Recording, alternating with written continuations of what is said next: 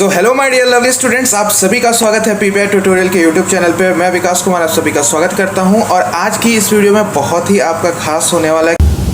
जो भी बच्चे हमारे फ्री पेड कोर्स से जुड़ना चाहते हैं तो स्क्रीन पे दिए हुए व्हाट्सएप नंबर पे हमें फ्री लिख कर मैसेज कीजिए, फिर आपको सारी डिटेल्स व्हाट्सएप पर दे दी जाएंगी और ये आपका एग्जामिनेशन तक के लिए वैलिड है, फ्री ऑफ कॉस्ट सभी के लिए। जो भी स्टूडेंट इच्छुक है अपनी तैयारी को और बेहतरीन करना चाहते हैं हमारे फ्री पेड कोर्स से, तो हमें व्हाट्सएप पर मैसेज कीजिए। सिर्फ व्हाट्सएप पर मैसेज करना है, आपको कॉल नहीं करना है।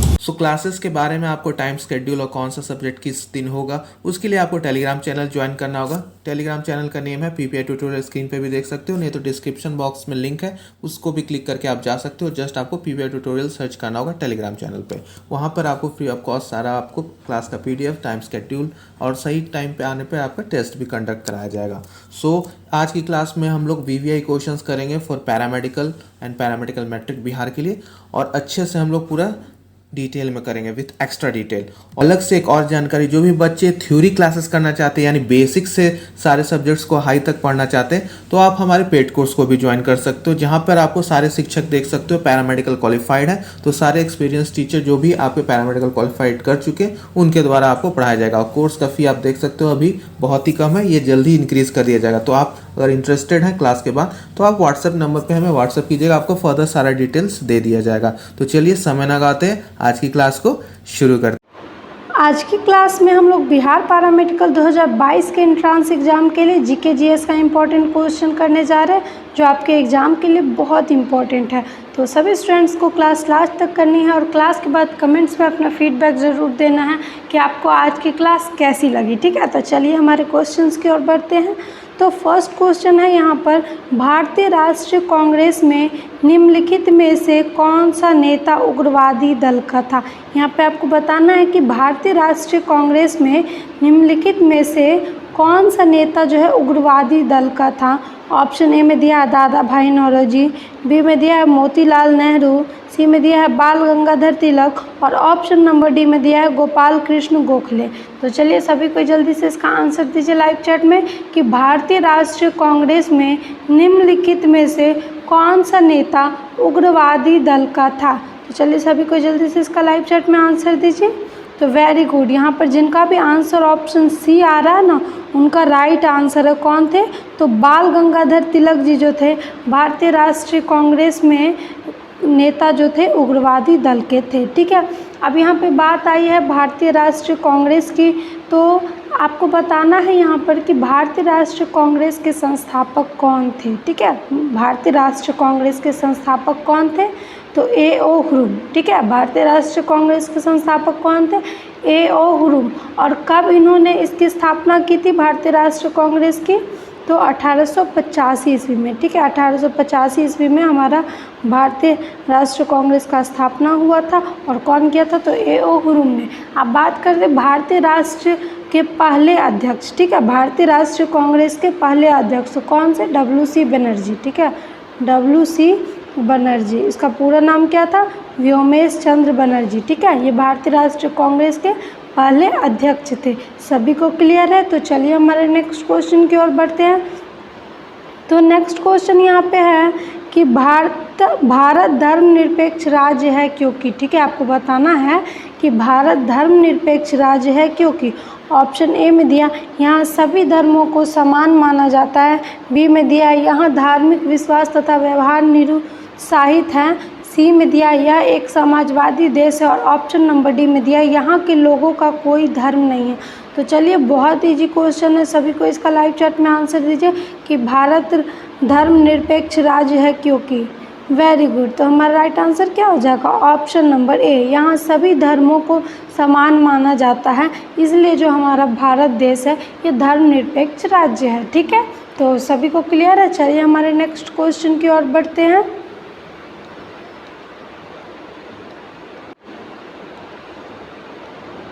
नेक्स्ट क्वेश्चन में यहाँ पूछा जा रहा है कि वित्त आयोग क्या है। ठीक है, आपको बताना है कि फाइनेंस कमीशन जो है वो क्या है। ऑप्शन ए में दिया है स्थायी निकाय, बी में दिया है त्रिवार्षिक निकाय, सी में दिया है वार्षिक निकाय और ऑप्शन नंबर डी में दिया पंचवार्षिक निकाय। तो चलिए सभी को बताइए कि हमारा जो वित्त आयोग है फाइनेंस कमीशन क्या है। तो क्या है? वेरी गुड, राइट आंसर क्या हो जाएगा हमारा ऑप्शन नंबर डी, पंचवार्षिक निकाय। क्या है हमारा वित्त आयोग? तो पंचवार्षिक निकाय है। ठीक है, तो वित्त आयोग का जो गठन है वो कितने वर्षों के लिए किया जाता है? 5 वर्ष के लिए। और ये जो है वित्त आयोग की स्थापना किसके द्वारा होता है, मतलब इसका अध्यक्ष का नियुक्ति कौन करता है? तो राष्ट्रपति के द्वारा। ठीक है, राष्ट्रपति के द्वारा इसके अध्यक्ष की नियुक्ति की जाती है। तो चलिए हमारे नेक्स्ट क्वेश्चन की ओर बढ़ते हैं। नेक्स्ट क्वेश्चन में यहाँ पे पूछा जा रहा है, भारत में कला, साहित्य, विज्ञान तथा लोक सेवा के क्षेत्र में विशिष्ट कार्य के लिए राष्ट्रीय सम्मान का सर्वोच्च पुरस्कार कौन सा है? ठीक है, पूछा जा रहा है भारत में। ठीक है, हमारे भारत में कला, साहित्य, विज्ञान तथा लोक सेवा के क्षेत्र में विशिष्ट कार्य के लिए राष्ट्रीय सम्मान का सर्वोच्च पुरस्कार कौन सा है? ठीक है, ऑप्शन ए में दिया है मैग्सेसे पुरस्कार, बी में दिया भारत रत्न पुरस्कार, सी में दिया नेहरू पुरस्कार और ऑप्शन नंबर डी में दिया है ज्ञानपीठ पुरस्कार। तो चलिए सभी को बताइए इसका राइट आंसर क्या होगा। तो वेरी गुड, इसका राइट आंसर क्या हो जाएगा हमारा option number B, Bharat Ratna पुरस्कार। ठीक है, भारत रत्न पुरस्कार जो है भारत में कला, साहित्य, विज्ञान तथा लोक सेवा के क्षेत्र में विशिष्ट कार्य करने के लिए राष्ट्रीय सम्मान का सर्वोच्च पुरस्कार है। ठीक है, अब बात करें रेमन मैग्सेसे पुरस्कार, ये यहाँ से 2020 में क्वेश्चन आया था। ठीक है, तो 2020 में जो क्वेश्चन आया था कि 2019 में किसको रेमन पुरस्कार मिला था। ठीक है, 2019 में भारत में किसको रेमन पुरस्कार मिला था? तो किसको मिला था? रवीश कुमार को। ठीक है, रवीश कुमार को। ये एनडीटीवी के जो है ना पत्रकार है और ये बिहार से है। ठीक है, तो ये हमारे 2020 के एग्ज़ाम में पूछा गया था। तो ये जो मैग्सेसे पुरस्कार है ये फिलीपींस के द्वारा दिया जाता है। ठीक है, ये फिलीपींस के द्वारा दिया जाता है और ये हमारा एशिया का, ठीक है, ये हमारा एशिया का नोबेल पुरस्कार कहलाता है। ठीक है, तो बात करें अब ज्ञानपीठ पुरस्कार, तो ज्ञानपीठ पुरस्कार जो है ना साहित्य के क्षेत्र में दिया जाता है और सबसे पहले जो है ना जी शंकर कुरूप को दिया गया था। ठीक है, जी शंकर कुरूप को ये पहला ज्ञानपीठ पुरस्कार दिया गया था। तो सभी को क्लियर है। चलिए हमारे नेक्स्ट क्वेश्चन की ओर बढ़ते हैं। नेक्स्ट क्वेश्चन में यहाँ पे पूछा जा रहा है, कौन सा जोड़ा गलत है निम्नलिखित में से? ठीक है, आपको बताना है कि निम्नलिखित में से कौन सा जो है जोड़ा गलत है। ऑप्शन नंबर ए में दिया Corbett National Park Uttaranchal, B में दिया Kanha National Park Madhya Pradesh, C में दिया गिर वन उद्यान गुजरात और ऑप्शन नंबर डी में दिया भरतपुर अभयारण्य। ठीक है, तो बताइए कि कौन सा जो है इनमें से गलत है। ठीक है, तो आपको बताना है जल्दी से लाइव चैट में कि कौन सा गलत है। तो वेरी गुड, इसका राइट आंसर क्या हो जाएगा हमारा ऑप्शन नंबर डी, भरतपुर अभयारण्य। ठीक है, ये भरतपुर अभयारण्य जो हमारा मध्य प्रदेश में नहीं है, ये हमारा कहाँ है? राजस्थान में। ठीक है, ये हमारा कहाँ है? राजस्थान में। ठीक है, आप चलिए कुछ और नेशनल पार्क देख लेते हैं जो हमारे एग्जाम में पूछा जा सकता है। तो काजीरंगा, ठीक है, काजीरंगा राष्ट्रीय उद्यान ये कहाँ है? तो ये हमारा असम में है। ठीक है, काजीरंगा राष्ट्रीय उद्यान हमारा असम में है। असम में जो सबसे ज़्यादा चाय की खेती की जाती है। ठीक है, अब बात करें मानस नेशनल पार्क। ठीक है, मानस नेशनल पार्क तो ये भी हमारा क्या है? असम में है। और एक पूछ लिया जाता है दुधवा नेशनल पार्क। ठीक है, दुधवा नेशनल पार्क तो ये कहाँ है? तो ये हमारा उत्तर प्रदेश में। ठीक है, ये हमारा उत्तर प्रदेश में है। तो चलिए नेक्स्ट क्वेश्चन की ओर बढ़ते हैं। नेक्स्ट क्वेश्चन में यहाँ पे पूछा जा रहा है, आधुनिक भारत के जनक कौन माने जाते हैं? ठीक है, यहाँ पे हमको बताना है कि आधुनिक भारत के जनक कौन माने जाते हैं। ऑप्शन ए में दिया राजा राममोहन राय, बी में दिया महात्मा गांधी, सी में दिया सरदार वल्लभ भाई पटेल और ऑप्शन नंबर डी में दिया पंडित जवाहरलाल नेहरू। ठीक है, यहाँ पे आपको बताना है कि कौन आधुनिक भारत के जनक माने जाते हैं। तो वेरी गुड, इसका राइट आंसर क्या हो जाएगा हमारा option number A, Raja Rammohan Roy. ठीक है, राजा राममोहन राय जो है आधुनिक भारत के जनक माने जाते थे। ठीक है, और इन्हीं ने क्या की थी? तो ब्रह्म समाज की स्थापना की थी। ठीक है, ब्रह्म समाज की स्थापना की थी और कब की थी? तो 1828 ईस्वी में। ठीक है, 1828 ईस्वी में राजा राममोहन राय जी ने ही ब्रह्म समाज की स्थापना की गई थी। अब बात करें महात्मा गांधी जी, तो इनका जन्म कब हुआ था? तो 2 अक्टूबर 1869 में। ठीक है, 2 अक्टूबर 1869 में। इसी दिन राष्ट्र छुट्टी रहता है गांधी जी के जन्म दिवस के अवसर पे। ठीक है, और कहाँ पे हुआ था? तो गुजरात के पोरबंदर में, ठीक है, गुजरात के पोरबंदर में हुआ था, ठीक है। आप बात करें सरदार वल्लभ भाई पटेल जी की, तो इनको भारत का लौह पुरुष कहा जाता है। क्या कहा जाता है? तो भारत का लौह पुरुष, ठीक है, इन्हीं को बोला जाता है, सरदार वल्लभ भाई पटेल जी को।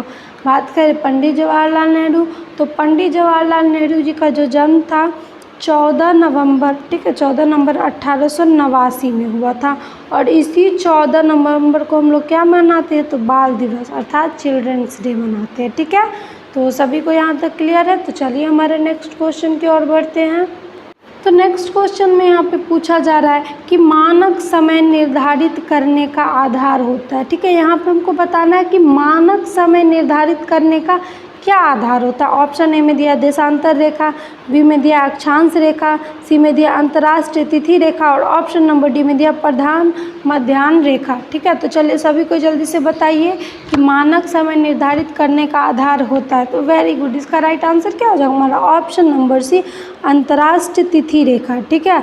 अंतर्राष्ट्रीय तिथि रेखा जो है हमारा मानक समय निर्धारित करने का आधार होता है, ठीक है। अब यहाँ पे पूछा जा सकता है कि 180 डिग्री देशांतर कहलाती है, ठीक है। तो अंतर्राष्ट्रीय तिथि रेखा ही क्या कहलाती है? 180 डिग्री, ठीक है, 180 डिग्री देशांतर रेखा, ठीक है, 180 डिग्री देशांतर, ठीक है, ये 180 डिग्री देशांतर कहलाती है, ठीक है। तो सभी को ये क्वेश्चन क्लियर है। और ये कब निर्धारित किया गया था मानक समय? तो 1884 ईस्वी में, ठीक है, 1884 ईस्वी में। तो हमारे नेक्स्ट क्वेश्चन की ओर चलिए बढ़ते हैं। तो नेक्स्ट क्वेश्चन में यहाँ पे पूछा गया है कि भारतीय मुद्रा छापी जाती है, ठीक है, आपको बताना है भारतीय मुद्रा छापी जाती है। ऑप्शन ए में दिया Reserve Bank of India, B में दिया वित्त मंत्रालय, सी में दिया संसद में और ऑप्शन नंबर डी में यहाँ पे हमारा नासिक प्रिंटिंग प्रेस में, ठीक है। तो चलिए सभी को इसका आंसर दीजिए, बहुत ईजी क्वेश्चन है और ये क्वेश्चन आप लोग कर चुके हैं। तो वेरी गुड, इसका राइट आंसर क्या हो जाएगा हमारा? Option number D, Nashik printing press में, ठीक है। नासिक प्रिंटिंग प्रेस में ही जो है भारतीय मुद्रा छापी जाती है। आप बात करें रिजर्व बैंक ऑफ इंडिया, तो reserve Bank of India RBI की स्थापना कब की गई थी? तो 1 अप्रैल 1935 में, ठीक है, 1 अप्रैल 1935 में, ठीक है। और इसका राष्ट्रीयकरण कब किया गया था? तो 1949 में, ठीक है, 1949 में आरबीआई का राष्ट्रीयकरण किया गया था। और अगर यहाँ पूछ लिया जाए कि आरबीआई का मुख्यालय कहाँ है, तो इसका मुख्यालय हमारा कहाँ है? मुंबई में, ठीक है, मुंबई में हमारा आरबीआई का मुख्यालय है, ठीक है। तो अब यहाँ पे आता है 1 रुपये के नोट पर किसका हस्ताक्षर होता है, ठीक है। 1 रुपये के नोट पर किसका हस्ताक्षर होता है? तो वित्त सचिव का, ठीक है, वित्त सचिव का हस्ताक्षर होता है 1 रुपये के नोट पे। अब आपको ये कमेंट्स में बताना है कि 1 रुपये का नोट कौन जारी करता है, ठीक है, 1 रुपये का नोट कौन जारी करता है आपको बताना है, ठीक है। और ये क्वेश्चन हमारे प्रीवियस ईयर का, इसलिए मैं यहाँ नहीं बता रही हूँ, आपको ये कमेंट्स में बताना है, ठीक है। तो चलिए हमारे नेक्स्ट क्वेश्चन की ओर बढ़ते हैं। नेक्स्ट क्वेश्चन में यहाँ पे पूछा जा रहा है कि किसने कहा था तुम मुझे खून दो मैं तुम्हें आज़ादी दूंगा। ऑप्शन ए में दिया सुभाष चंद्र बोस, बी में दिया अरविंद घोष, सी में दिया भगत सिंह और ऑप्शन नंबर डी में दिया चंद्रशेखर आज़ाद, ठीक है। तो चलिए सभी को जल्दी से बताइए कि किसने कहा था तुम मुझे खून दो मैं तुम्हें आज़ादी दूंगा। तो बहुत ईजी क्वेश्चन है, इसका राइट आंसर ऑप्शन ए है, सुभाष चंद्र बोस जी ने ही कहा था तुम मुझे खून दो मैं तुम्हें आज़ादी दूंगा। और इनका एक और नारा था जय हिंद, ठीक है, जय हिंद, ठीक है। बात करें अरविंद घोष जी की, तो ये एक राइटर थे, लेखक थे और इसका जो बुक है एक लाइफ डिवाइन, ठीक है, लाइफ डिवाइन बहुत ही फेमस बुक है, ठीक है। तो आपको याद रखना है कि अरविंद घोष जी ने लिखी है लाइफ डिवाइन। बात करें भगत सिंह जी की, तो इनका भी एक नारा था इंकलाब जिंदाबाद। लेकिन यहाँ से एक बहुत इम्पोर्टेंट क्वेश्चन बनता है, ठीक है, इंकलाब जिंदाबाद इनका नारा था। यहाँ पे पूछ लिया जाता है कि भगत सिंह, राजगुरु और सुखदेव को फांसी कब दी गई थी, ठीक है। ये बहुत इम्पोर्टेंट डेट है कि भगत सिंह, राजगुरु और सुखदेव को, ठीक है, राजगुरु और सुखदेव को जो फांसी दी गई थी, कब दी गई थी? 23 मार्च 1931 को, 23 मार्च 1931 को लाहौर में दी गई थी। और इसी 23 मार्च को हम लोग क्या मनाते हैं? तो शहीद दिवस। ये बहुत इम्पॉर्टेंट डेट है, अगर एग्ज़ाम में पूछा भी जा सकता है कि शहीद दिवस किस दिन मनाते हैं, तो हम लोग 23 मार्च को मनाते हैं, ठीक है। तो सभी को क्लियर है। चलिए हमारे नेक्स्ट क्वेश्चन की ओर बढ़ते हैं। नेक्स्ट क्वेश्चन में यहाँ पे पूछा जा रहा है कि सूर्य और पृथ्वी के मध्य अधिकतम दूरी किस दिन होती है। ठीक है, आपको बताना है कि सूर्य और पृथ्वी के मध्य जो है अधिकतम दूरी किस दिन होती है। ऑप्शन नंबर ए में दिया 4 जुलाई, बी में दिया 8 मार्च, सी में दिया 3 जनवरी और ऑप्शन नंबर डी में दिया 7 अप्रैल। तो चलिए सभी कोई बताइए, ये हमारे जीके का लास्ट क्वेश्चन है कि सूर्य और पृथ्वी के मध्य अधिकतम दूरी किस दिन होती है। तो वेरी गुड, इसका राइट आंसर क्या हो जाएगा हमारा ऑप्शन नंबर ए 4 जुलाई। ठीक है, सूर्य और पृथ्वी के मध्य अधिकतम दूरी किस दिन होती है, तो 4 जुलाई को। ठीक है, आप पूछे न्यूनतम दूरी, ठीक है, न्यूनतम दूरी, तो न्यूनतम दूरी किस दिन होती है, तो न्यूनतम दूरी हमारी 3 जनवरी को होती है। ठीक है, सभी को क्लियर है। तो यहाँ से अब एक क्वेश्चन और बनता है कि पृथ्वी अपने अक्ष पर किस ओर से घूमती है। ठीक है, किस प्रकार से घूमती है, तो पृथ्वी अपने अक्ष पर किस प्रकार से घूमती है, तो पश्चिम से पूरब की ओर। ठीक है, पृथ्वी पश्चिम से पूरब की ओर अपने अक्ष पर घूमती है। और ये जो है अपने अक्ष पर कितनी डिग्री झुकी हुई है पृथ्वी। ठीक है, यहाँ पे जो है पृथ्वी हमारी अपने अक्ष पर कितने डिग्री झुकी हुई है, तो 23.5 डिग्री। ठीक है, पृथ्वी हमारी अपने अक्ष पर 23.5 डिग्री झुकी हुई है। ठीक है, अब बात करें पृथ्वी का एकमात्र उपग्रह। ठीक है, हम सभी जानते हैं कि पृथ्वी का एक ही उपग्रह है, तो वो कौन सा हमारा चंद्रमा है। ठीक है, और चंद्रमा पे जाने वाला प्रथम व्यक्ति कौन था, तो नील आर्मस्ट्रॉन्ग। ठीक है, तो ये इतना था कि पृथ्वी से अगर एग्ज़ाम में पूछा जा सकता था, और नहीं भी तो ये जनरल नॉलेज था, इतना आपको आना चाहिए। ठीक है, अब बात करें 8 मार्च, तो इस दिन क्या होता है, तो इस दिन हम लोग महिला दिवस मनाते हैं। ठीक है, महिला दिवस मनाते हैं। ठीक है, और बात करें 7 अप्रैल, तो 7 अप्रैल को हम लोग स्वास्थ्य दिवस मनाते हैं। ठीक है, स्वास्थ्य दिवस मनाते हैं, और हम लोग सभी स्वास्थ्य विभाग के लिए तैयारी कर रहे थे। ये डेट तो हमारे लिए बहुत इंपॉर्टेंट है। ठीक है, तो चलिए नेक्स्ट क्वेश्चन हमारा अब साइंस से है। जीके का यही क्वेश्चन कंप्लीट होता है। तो साइंस से यहाँ पूछा जा रहा है प्रवाल भित्ति है। ठीक है, ये प्रीवियस ईयर का क्वेश्चन है। आपको बताना है कि प्रवाल भित्ति क्या है। ऑप्शन ए में दिया जीवों द्वारा निर्मित एक समूह, बी में दिया समुद्री जीवों द्वारा निर्मित भित्ति, ऑप्शन नंबर सी में दिया ऑस्ट्रेलिया के निकट स्थित एक गर्त, और ऑप्शन नंबर डी में दिया ऑस्ट्रेलिया के पूर्वी तट पर पाया जाने वाला एक घास। तो चलिए सभी को बताइए कि प्रवाल भित्ति क्या है। तो वेरी गुड, इसका राइट आंसर क्या हो जाएगा हमारा ऑप्शन नंबर बी। प्रवाल भित्ति क्या है, तो समुद्री जीवों द्वारा निर्मित भित्ति है। ठीक है, प्रवाल भित्ति क्या है हमारा, समुद्री जीवों द्वारा निर्मित भित्ति है, अर्थात कोरल रीफ। ठीक है, ये हमारे प्रीवियस ईयर का क्वेश्चन था। ठीक है, तो चलिए हमारे नेक्स्ट क्वेश्चन की ओर बढ़ते हैं।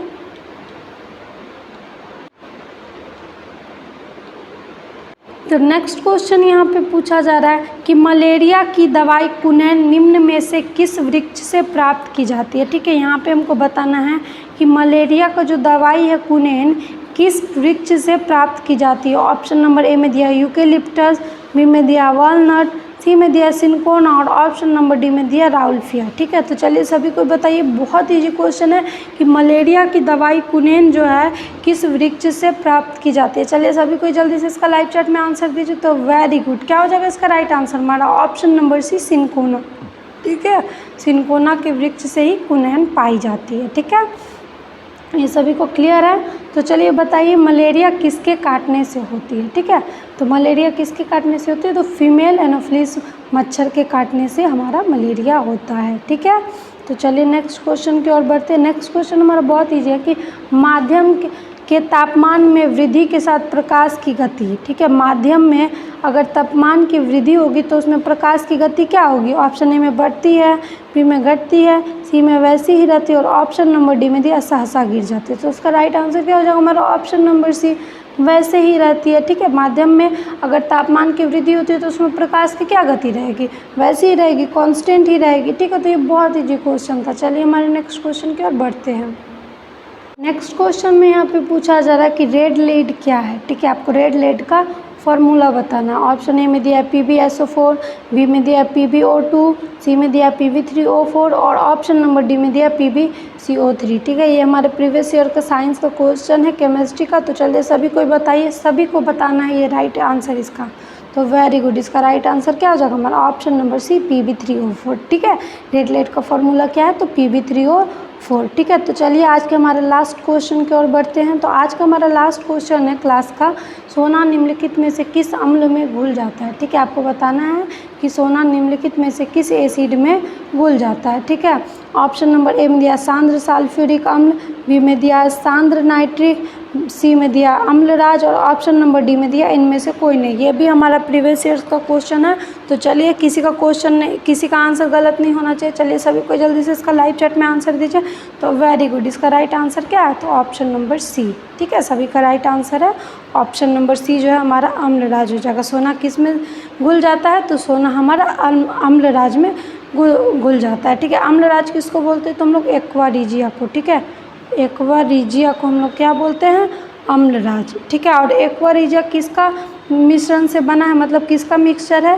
तो HCl और HNO3 का है। ठीक है, HCl और HNO3 का ये मिक्सचर है हमारा एक्वा रिजिया। ठीक है, और इसमें कितना रेशियो में रहता है? तो HCl हमारा 3 रेशियो में रहता है और ये HNO3 1। ठीक है, ये 3 रहता है तो ये 1 रहता है। ठीक है, 3:1 में इसका हमारा मिश्रण बनता है। ठीक है, तो यही था आज का हमारा लास्ट क्वेश्चन। अगर आपको आज की क्लास अच्छी लगी है तो क्लास को लाइक करिए और हम लोग मिलेंगे अपने नेक्स्ट क्लास में इसी तरह के इंपॉर्टेंट क्वेश्चन के साथ। तब तक पढ़ते रहिए।